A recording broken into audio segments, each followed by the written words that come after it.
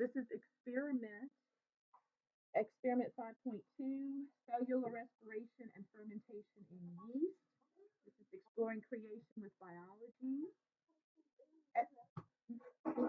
Okay, this other people might watch this. So, your purpose, write down, to observe cellular respiration and fermentation in yeast.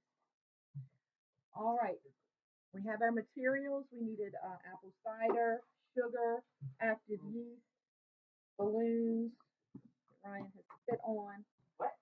Now, we have stretched the balloons by blowing them up and letting out the air.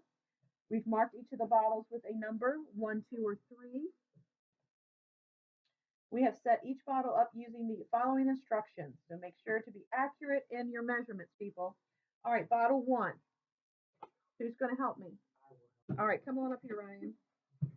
All right, using the graduated cylinder, you're going to pour 50, here you go, 50, this is where I gain 50 milliliters. My fame and fortune. There you go, 50 milliliters of water into that.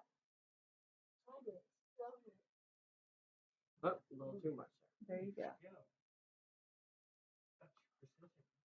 That's right, Brad. It's almost perfect. Okay.